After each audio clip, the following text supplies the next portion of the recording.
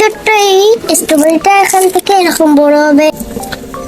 আমরা নতুন স্ট্রবেরি চাষ শুরু করেছি বাসায়। তো এখন গরমের দিন, এভাবে স্ট্রবেরি চাষ করতে হয়, পুরা রোদের মধ্যে রাখা যায় না। স্ট্রবেরি এটার মধ্যে হয়েও আছে। এটা বীজ। তো চারা আমি রোপণ করছি গতকাল।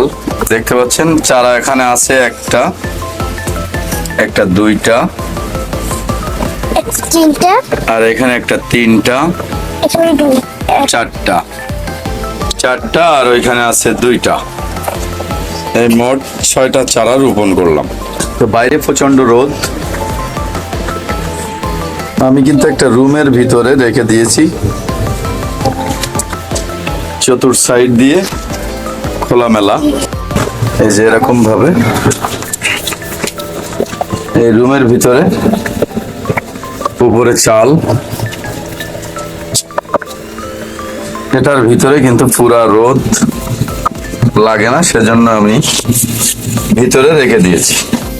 কারণ এখন হচ্ছে গরমের দিন, প্রচন্ড রোদের তাপ, সে কারণে আমি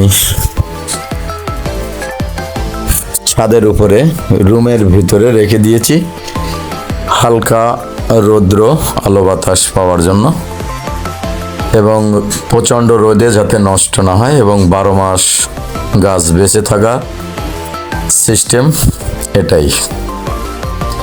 আর শীতের দিনে আপনি বাইরে রাখতে পারবেন, ছাদের উপরে, যে কোনো জায়গায়, জমিনে, সব জায়গায় রাখা যাবে, কিন্তু চাষ করা হিসাবে আপনি ছাদের উপরে বা নিচে বা যে কোনো জায়গায় চালের নিচে রাখতে হবে, হালকা পাতলা রোদের জায়গাতে। তাহলে 12 মাস স্ট্রবেরি গাছ অবশ্যই হবে এবং বেঁচে থাকবে।